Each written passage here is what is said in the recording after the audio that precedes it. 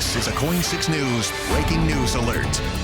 We're tracking breaking news in Northeast Portland. We've learned that a woman has been killed in a shooting earlier this evening. It's 10 o'clock on KOIN 6 News. I'm Brandon Thompson. Heading into Thanksgiving week, at least so far, there is no deal to get Portland public school teachers back into the classrooms. Would you have wished to leave the district with a better relationship with teachers? It's the latest strike after teachers, nurses, and auto workers in our community. Going beyond the headlines, Joelle Jones is live with what workers are saying. Joelle, you're finding out what this means for patients as well. This July would be another 5% cost of living increase and another 1% pay increase. Compare that to what the union is proposing. A late Portland man spent his life gathering a comic book collection worth millions. It was stolen. Now it's caught the attention of the FBI. The resolution says that there is a, quote, lack of central leadership and organizational accountability in the process right now.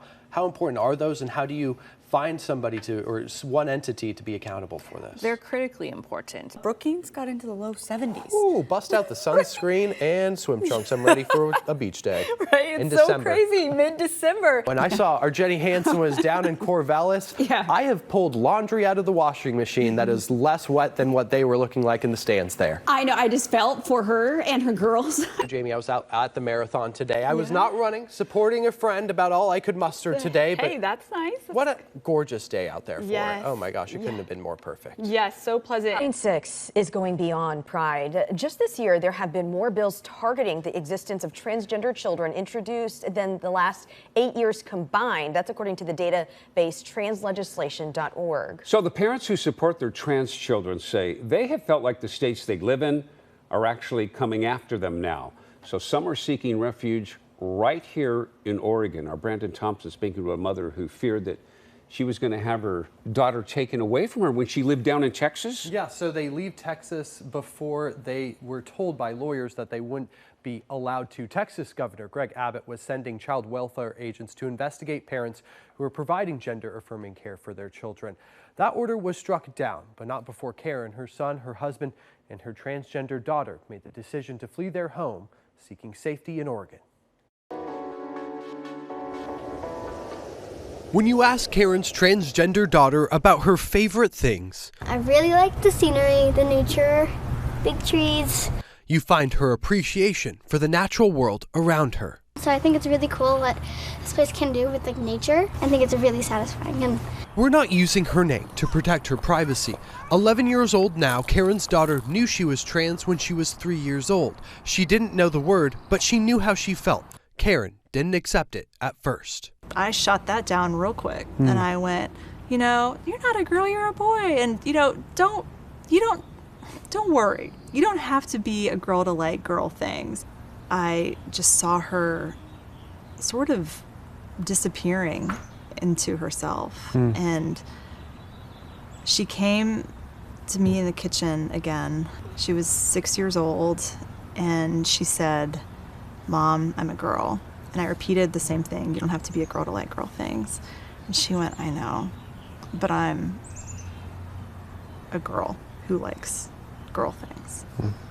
And she just held my gaze, and I knew that she meant it, and that I didn't understand, but that it was my job to find out because I'm her mom. Her love for her child turned into advocacy. Protect trans kids!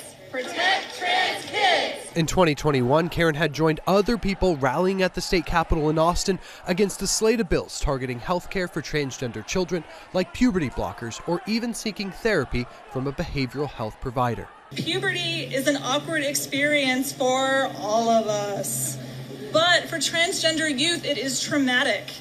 The bills, the attacks were relentless. Attacks on their health care, trying to go after the providers of care that has been deemed best practice medical care by literally every major medical association. They were successful that year. Then in 2022, Governor Greg Abbott, facing primary challenges to his reelection, ordered the state's Department of Family and Protective Services to investigate providing gender-affirming care as child abuse and investigating the parents who provide it to their children. I would say, well, I'm going to stay here and fight until they start trying to take my kids away. And I would say it kind of this like, oh, well, that's never going to happen. But then it did. And so we were advised to leave, to leave before we couldn't leave. Karen was not seeking that care for her daughter at the time. She was told by lawyers that her public advocacy made her a target. She remembers the children of family friends who were approached at school by protective service agents. She had to train both of her children about what to do if that happened to them. How do we talk to our children about the fact that strangers might pull them out of their classroom? And we had to talk about, here is the little card that you will carry around with you in your pocket and in your backpack. And if CPS shows up at your school, you show them the card that says, I do not consent to speak with you. This is my lawyer's information. He moved because a lot of the politics in Austin were not that great. A lot of capital stuff. Yeah, it was pretty bad. A year ago, Karen feared not only for her daughter's safety, but the effect of the politics in Texas was having on her. Her daughter was having panic attacks, and one day in the car, the severity of her stress became clear. Karen asked her daughter if she wanted to record a statement for a rally in front of the Texas governor's mansion. And I asked, do you want to say anything? And she was very quiet. She was sitting behind me. And then I just heard her little 10-year-old voice ask, am I going to die? It seemed to come from out of nowhere, except no, like that sort of question must be on her mind constantly. Hearing about all of this hate, all of these lies about her. And so I pulled over and I asked, why would you say that? Of course you're not going to die. She looked at me and said, because everybody here hates me. And I just knew, like, I can't ask her to grow up in a place like this. The order from Greg Abbott to investigate families of trans kids was struck down by a court last summer, just as Karen's family was fleeing the state. Karen and her husband are Texas natives. Her husband's employer saw the stress the political battle was having on their family and helped accommodate their move to Portland. When we got into Oregon, we went downtown, and then there was this massive Pride festival, and I thought it was really cool.